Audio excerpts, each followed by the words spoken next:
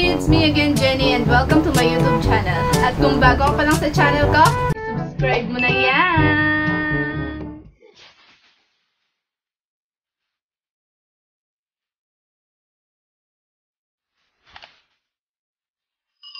So in today's video mga momshi, I'm going to color my hair using this Life Strong Hair Fix Permanent Hair Color Cream with the shade of gray. So I got this at the SM Store Beauty Section, SM City, San Lazaro for the price of 199 pesos. But buy one take one siya mga momshi. So pumapatak na sa 100 pesos na lang ang isa. And as you can see, ayan, tumutubo na naman ang mga routings ko dyan no, mga momshi. So ito yung ating gagamitin para ipang touch up sa aking hair. So open na natin siya mga momshi. So itong dalawang to mga momshi, gagamitin ko siya pareha since medyo humahaba-haba na ang hair natin dyan, no? Sa loob nito, meron na siyang oxidizing lotion and then yung pinaka hair colorant. Ang kinaganda nito mga mamshi, meron na din siyang hair conditioner. So ilalagay natin to after natin mag hair color. And then we have hair cup. And then lastly, meron tayong, I think this is gloves, no mga mamshi. So open natin siya kung gloves ba ito. So ayan, meron na tayong pair of gloves.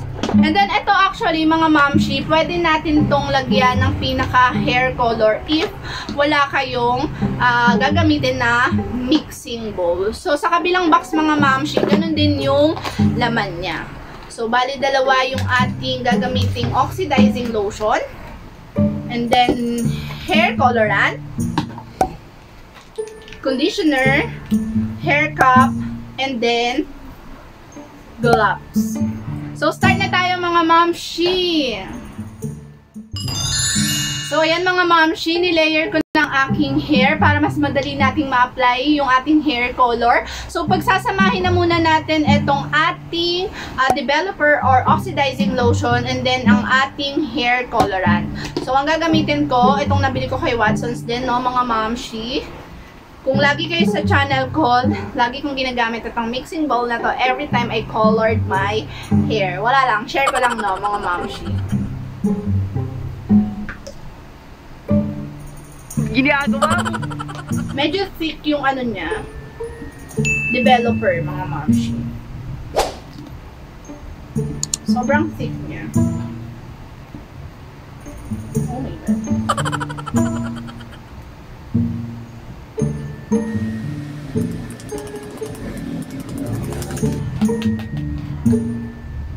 So, dalawa yung developer na ating gagamitin.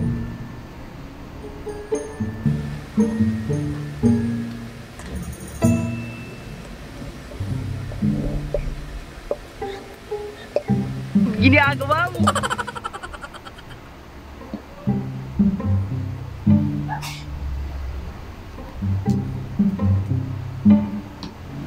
Then we have the hair colorant. So naka-sealed siya mga momshi. Open natin siya.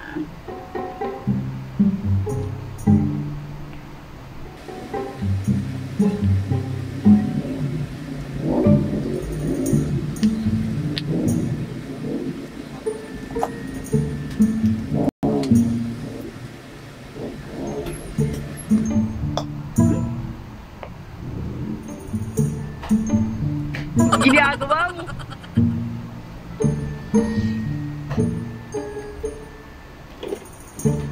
Then, I'm going to use this one. Mix natin siya mga mamshi.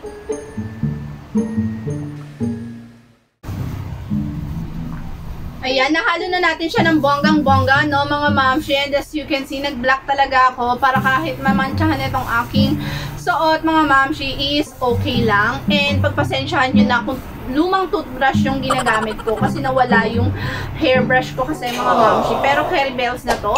So dahil nilayer ko na yung aking hair, no mga mamshis, syempre, uunahin natin itong nasa likod. So bear with me mga mamshi kasi wala akong katulong mag-hair color. So sariling sikap tayo, no mga mamshi. So tapos na naman tayo mahirapan. So ayan. Lalagay na ako ng ating hair color.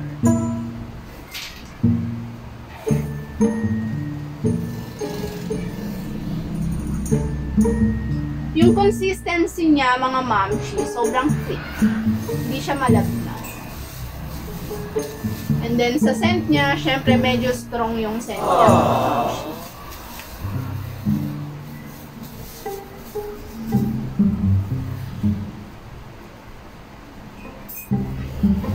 Kapag na-apply siya sa skin, medyo mainit. No, mga mamshi. So, make sure lang na magpa-patch test or skin test tayo before tayo mag-hair color. Ayan, medyo mahapdi siya.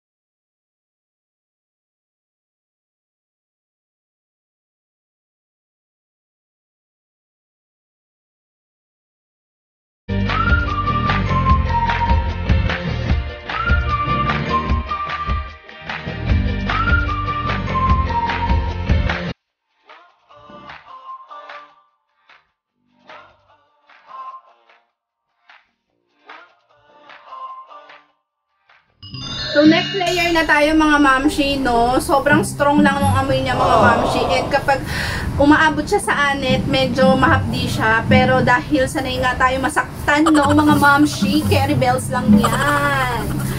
So, ayan. Una kong lalagay yung aking mga routines. Ayan, no? Haba na ng aking routines, no mga mamshi. Parang kailan lang ako nag-hair color.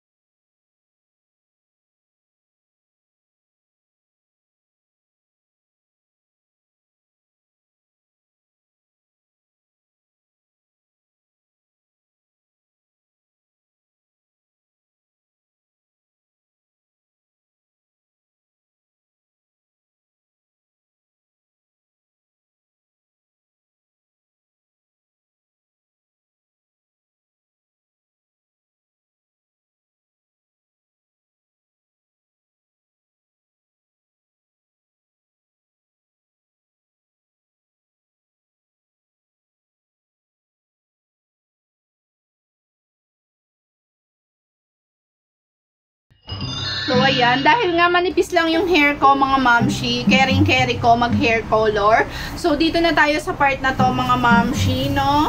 So, inuuna ko lang yung aking mga routines dahil, ayan, no, sobrang black na black niya, mga mamshi. Kaya dapat, yan lagi yung pinaprioritize.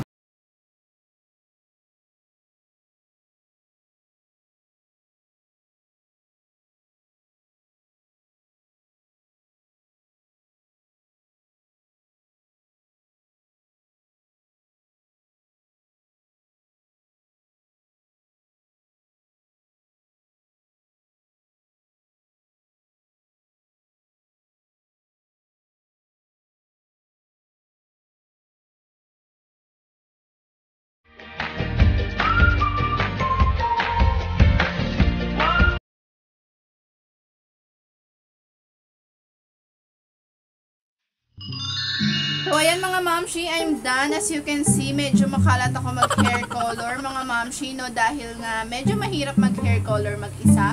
So, kung plano nyo mag-hair color, mga mamshi, much better kung may katulong kayo. Lalong-lalo na kung medyo mahaba yung hair nyo. Pero sa akin, carry bells lang. So, ang pakiramdam nito, mga mamshi, medyo mahapdi siya sa aking anit. Pero, okay lang yan, no? Mga mamshi, this ganda tayo. So, meron ako ditong hair cap. So, kasama siya dun sa package ng ating hair color. So, ililip ko lang to for 30 minutes mga mamshi. Tsaka ko siya babanlawan. And as you can see, yung pagka-blend ng hair ko, medyo nawala. At dahil nga gray yung color niya, medyo ayan, nag-dark siya no, mga mamshi. So, I'll get back to you pag babanlawan ko na siya. A few moments later. So, ayan mga mamshi, actually, it's been 35 minutes na. So, ayan, babanlawan ko na siya. And as you can see, ayan, medyo nagda-dark na siya mga mamshi, no? Tapos kung nakikita niya, sobrang dungis ko. Well, then, mamaya, makikita niyo, hindi na ako madungis. Char. So, ayan mga mamshi, magbabanlaw lang ako. And babalikan ko ulit kayo. So, ayan mga mamshi, I'm back again. And again, and again. So, ayan. Basta pa yung hair ko, no, mga mamshi. So, i-blower natin siya para mas ma-appreciate natin yung magiging outcome ng ating hair color na ginamit sa aking hair. So, meron ako ditong blower and as you can see, medyo dark yung aking hair, no, mga mamshi. Hindi na siya katulad nung kanina. So, i-blower ko na muna siya, mga mamshi, no.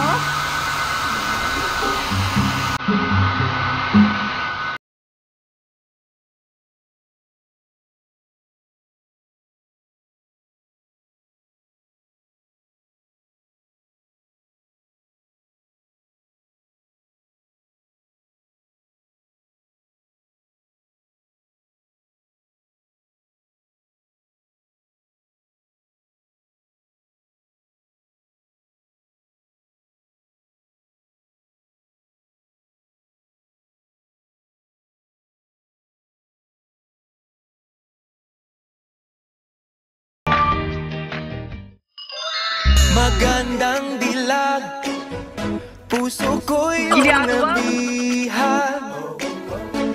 Wala nang ninanais, ligaya kang labis.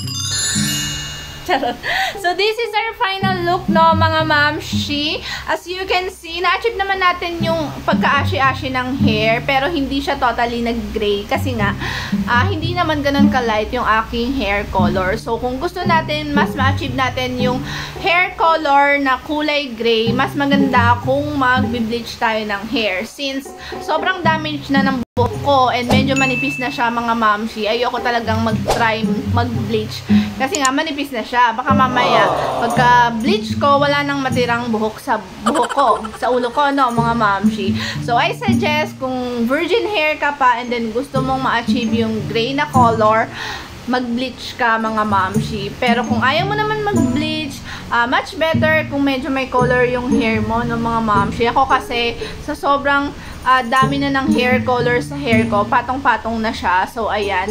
Kahit papano naman, na-achieve natin yung gray hair.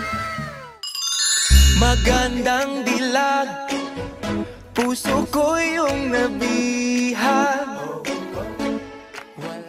So, this is how it looks like naman, mga mamshi, kapag naka-curl siya. So, mas bet ko kapag naka-curl siya, mga mamshi, kasi hindi niya na-define masyado yung dryness ng dulo ng hair ko na, mga mamshi. So, ayan. Tribe yan, mga mamshi. Kung gusto nyong maitago ang dryness ng dulo ng hair nyo, ayan, mag-curls kayo.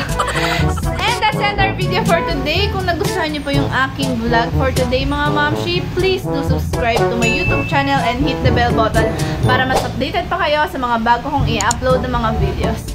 Thank you for watching. Bye!